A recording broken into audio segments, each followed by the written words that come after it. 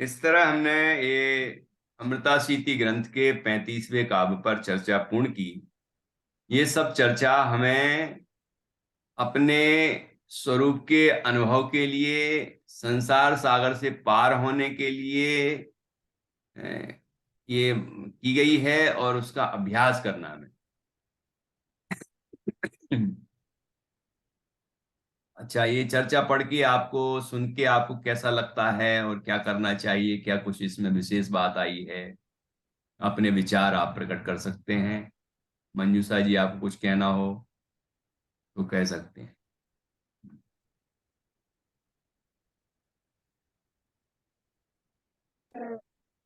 84 लाख योनी म्हणजे वो वही लेना ना, नित्य निगोद, इतर निगोद, पृथ्वी कायिक, जल कायिक, अग्नि कायिक, वायु हाँ कायिक, वनस्पति कायिक, ये सभी 7-7 लाख हाँ, थे। ये सब जो 84 लाख 7 लाख कही ना, वो सब आए। वनस्पति कायिक 10 लाख कहे है, हाँ ऐसे हाँ हाँ। 52 लाख। दो हम्म। इंद्रिय 2 लाख, 3 इंद्रिय 2 लाख, चतुर्इंद्रिय 2 लाख, नरक गती 4 लाख, तिर्यंच गती 4 लाख, देव गती 4 लाख, मनुष्य गती 14 लाख, हम्म। ऐसे 84 लाख योनि। ये ध्यान बिल्कुल। में आ गया। ये बहुत योनि अच्छा। में फिरकर हम इतने थक गए हैं, ऐसा हम्म। महसूस हो गया तो ध्यान हो सकता है। तो तो तो तो इस जीव तो को ध्यान हो थकान ही सकता नहीं है। लग रही।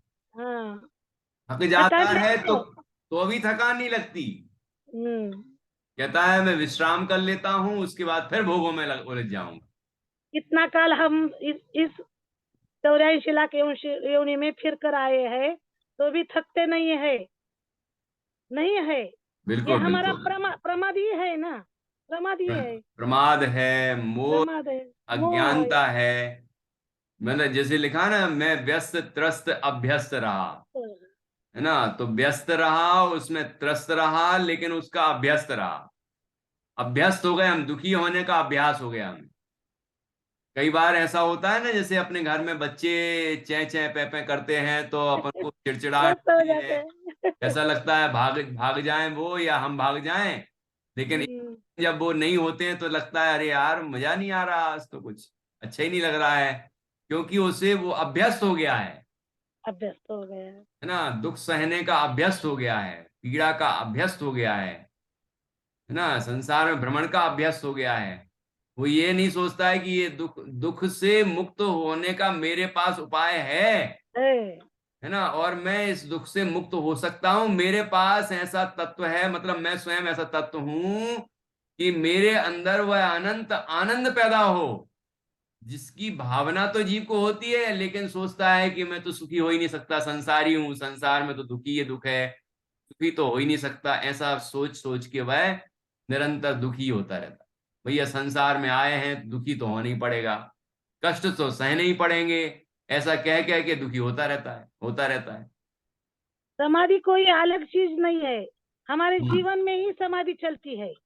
हम्म। समाधि कोई अलग चीज नहीं है, जो अलग कि चीज हम नहीं। अलग चीज नहीं, जो कि हम हम्म।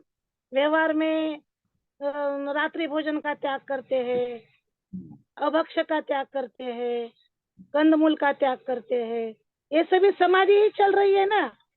उसका ही पक्ष है ना, समाधि का ही। अंत समय में सब नियम ले लेंगे तो नहीं हम्म। ले सकते। ये परीक्षा रूप से चल रही है हमारी हम्म। समाधि, ये परीक्षा इसके रूप। दो दो रूप हैं। हाँ, तो ये कि जब ये आध्यात्मिक पक्ष की बात करेंगे, तो जब हम स्वरूप की अनुभूति कर रहे हैं और आनंदमय जीवन है, तो समाधि पूर्वक जीवन चल रहा है। जीवन चल रहा है। अब लेकिन जो ठीक है, चरणान योग में समाधि की चर्चा की है, वो व्यवहार नय की अपेक्षा है। व्यवहार नहीं क्या का भी अपेक्षा। त्याग हो, फिर क्रम क्रम से इसका त्याग, फिर इसका त्याग, त्याग, इसका त्याग, त्याग, फिर इसका त्याग। कसाय और शरीर को क्रस करना, वो संलेखना है, बोलिए। ही मरण है ना? ये वो एक व्यवस्था है, हम्म, कार नहीं है। लेकिन समाधि तो स्वरूप के अनुभव से ही प्रकट होती है, ना केवल अभी भागने से नहीं होती। हाँ, नहीं होती। ऐसा जैसे कि कॉम्बिनेशन चाहिए। हम्म। जैसे कि युद्ध में राजा को सब रणनीति मालूम होगी तो वो युद्ध कर सकता है। हम्म। रणनीति उनको मालूम नहीं होगी तो वो कैसा युद्ध करेगा। ऐसा हम्म। उदाहरण दिया है। अभी कौन से शास्त्र में है मुझे ध्यान हम्म। में नहीं आ रहा है। ठीक बात है। ऐसा ही है समाधि का भी। बिल्कुल, बहुत अच्छा। डॉक्टर निधि जी, कौन सा शास्त्र में है? भैया जी, ऐसा लगता है कि ध्यान अलग से क्या करे, आप एक एक शब्द बोलते हो और उसकी फीलिंग आती जाती है। आप बोलते हो तालु रंध्र, तो तालु को फील वाली बात मन में आ जाती है। आप बोल रहे हो ब्रह्म रंध्र, तो वो वाली फीलिंग आ जाती है। वो आत्मा की अनुभूति नहीं हो रही, वो बात अलग है, बट वो फीलिंग्स, वो प्रेरणा तो आ ही रही है निरंतर। बहुत अच्छा। इसी का निरंतर अभ्यास करना है हमें, और इस अभ्यास से ही वह अनुभूति प्रकट होगी, वह ध्यान की दशा, समाधि की दशा प्रकट होगी, है ना। और कोई उपाय नहीं है। एक होए तृण काल में परमारथनो पंथ, नान्य शिव शिव पदस्य मुनीन्द्र पंथा। भक्तामर स्तोत्र का 23वां काव्य, तीसरी पंक्ति, है ना। एकोपी एको ही मोक्ष मग्गो, अष्टपाउड में आया है। न तथोपत्ति अन्यथा अनुपत्ति। इस तरह ही साध्य आत्मा की सिद्धि होती है, अन्य तरह से नहीं होती। इस तरह से ही सुख होता है, अन्य तरह से नहीं होता। ये ही उपाय है जो जिनवाणी बताया है। यहाँ मंत्रों को अवलंबन बनाया, कहीं परमात्मा को अवलंबन बनाते हैं, कभी अरहंत को बनाते हैं, कभी सिद्धों को बनाते हैं, कभी पांचों परमेष्टि में से किसी को भी अवलंबन बना सकते हैं, है ना। पिंडस्थ पदस्थ रूपस्थ रूपातीत, है ना, इनमें से किसी को अवलंबन बना सकते हैं। तो अवलंबन बदल सकते हैं, लेकिन जो ध्यान का ध्येय निश्चय से है वह तो एक ही है ना, वह तो नहीं बदल सकता। ये ऐसे यहाँ पर योग शास्त्रीय चर्चा है, यहाँ जो चर्चा हम कर रहे हैं, है ना। ध्यान की व्यवहार पक्ष भी है यहाँ पर, परमार्थ पक्ष भी है यहाँ पर, ठीक है। हाँ जी। ये जी एक क्वेश्चन है, जैसे मैं अगर मेरी ही बात करूं तो मैंने कुछ भी त्याग नहीं ले रखा है, कुछ भी श्रावक धर्म का पालन मैं नहीं कर पाती हूँ या नहीं करती हूँ, तो फिर भी अगर मैं ध्यान करूँ तो स्वानुभूति हो सकती है? देखिए, एक सामान्य सामान्य सा एक सदाचार है जैनियों का, उसमें तो ये नियम होने चाहिए। अब दूसरी बात कह रहा हूं आपसे कि जिस समय हम, जैसे हमने ये बात सुनी, हमारे चिंतन में आई, तो क्या उस समय हमारे अंदर उतनी तीव्र कसाय है कि ये खाऊं कि ये खाऊं, कि अभक्ष खा लूं, कि रात्रि भोजन कर लूं, कि अनंत चना पानी पी लूं, कि क्या ऐसी संक्लेश रूप स्थिति है? नहीं, उस समय विशुद्धि हो गई है।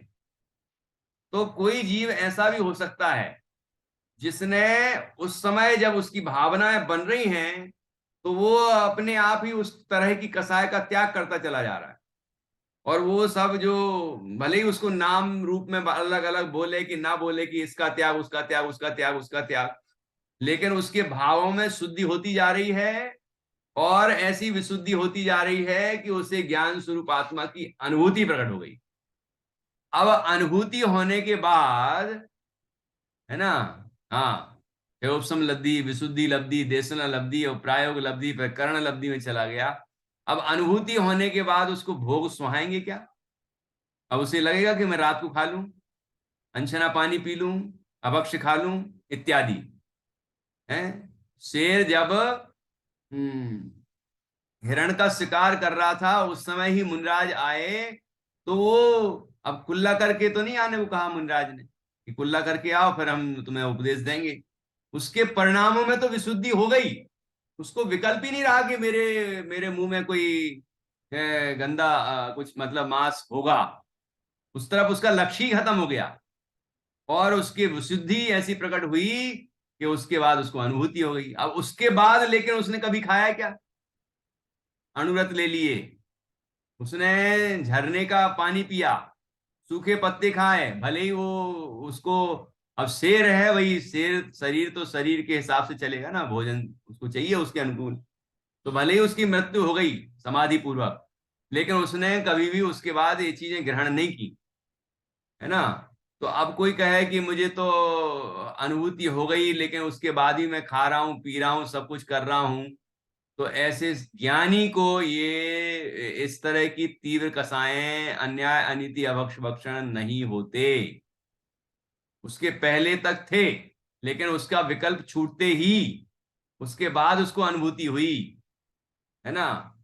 और भले ही उसके पहले के जीवन में कर रहा था वो, लेकिन अब वो नहीं कर रहा है। अब यदि आप कहेंगे कि फिर बाद में कुछ समय बाद उसको होने लग जाए फिर से, तो फिर रात में खाने लग जाए, फिर इस तरह की कसाएं पैदा हो जाए, हो सकती है, क्योंकि सम्यक दर्शन छूट गया। सम्यक दर्शन हुआ, अनुभूति हुई, छूट गई, अब फिर मिथ्या दृष्टि हो गया वो, तो फिर खाने पीने लग गया, फिर सब कुछ करने लग गया। तो ये नहीं सोचना है कि अरे वो जीव तो सम्यक दृष्टि था और वो रात में खाता था। नहीं नहीं, संभव ही नहीं है। कोई छायक सम्यक दृष्टि थोड़ी है वो। करणान योग भी पढ़ना पड़ेगा इसके लिए कि उसको औपसमयिक सम्यक दर्शन हुआ, छूट गया, उसकी खुमारी भी छूट गई। मतलब खुमारी समझे आप, जो उसके बाद भी, जो जैसे अपन ने कोई बढ़िया व्यंजन खाया हो तो उसके बाद थोड़ी देर उसका एहसास रहता है ना, डकार आती तो उसी तरह की आती है, उसको स्वाद आता है, उसको अच्छा लगता है, लेकिन वो भी उतर जाए फिर क्या हो, फिर बस खत्म बात साहब। तो खुमारी भी खत्म हो गई, उसके बाद वो ये तीव्र कसाय में आके फिर मिथ्या दृष्टि हो गया, तो फिर सब करने लग गया। तो सम्यक दृष्टि, ये नहीं कहा जा सकता कि सम्यक दृष्टि ये कर सकता है क्या, बिल्कुल नहीं कर सकता। क्या ऐसी अन्याय, अनीति, अभक्ष भक्षण वाली भूमिका में कोई सम्यक दर्शन प्राप्त कर सकता है क्या, कि नहीं कर सकता? हमें उसका गहराई से चिंतन करना पड़ेगा। इसलिए हम तो अपना जीवन ही ऐसा बनाएं कि ये सब चीजों का त्याग हो जाए। जब हमें इस मार्ग में आगे बढ़ना है तो हमें फिर वो स्थिति क्यों लानी चाहिए कि अब जब जिस दिन होने लगेगा ना, उस दिन हम छोड़ देंगे, है ना। जब हम ध्यान में बैठेंगे तो ये छोड़ दिया, वो छोड़ दिया, सब छोड़ दिया, लेकिन फिर बाद में फिर ग्रहण कर लेंगे। ऐसी भावना क्यों रखना कि ग्रहण कर लेंगे। यही भावना रखना चाहिए कि हमें सब छोड़ना है ना। तो हमारी भावना जब होगी, कर्म मुक्त ही, कर्म मुक्ति की भावना है, सुखाय, सुख प्राप्ति की भावना है, समाधि की भावना है। जब इस तरह की ऊंची भावनाएं हैं, पूर्णता की प्राप्ति की भावना है, तो फिर वो व्यक्ति नीचे काम कैसे कर सकता। इसी आधार पर अपन ने गीत कुसुम में एक मुमुक्षु नाम की कविता लिखी है। मुमुक्षु के लक्षण कैसे होने चाहिए, है ना। तो ये सब चीजें उसकी होती हैं, ऐसी विशुद्धि होती है। तो ऐसी हमने अभी चर्चा की।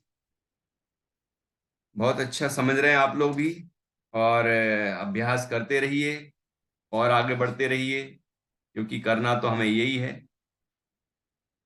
अब 35 काव्य यहाँ हो चुके हैं। 36वें काव्य पर हम चर्चा कल करेंगे। व्यवहार से अनाहत का कारण बतलाते हैं। तो अनाहत का क्या कारण है, ये व्यवहार नय की अपेक्षा बताया जाएगा। सोमवार को इसकी चर्चा करेंगे हम। अभी हम जिनवाणी स्तुति करेंगे।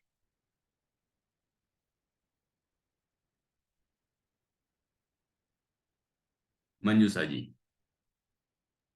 निज निधि निज में बताई, यह अनंत उपकार है।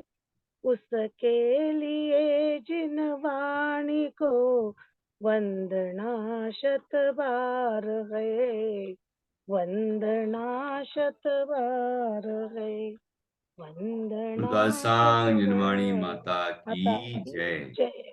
महान जिन धर्म जैन धर्म की जय। जय। काय उत्सर्ग।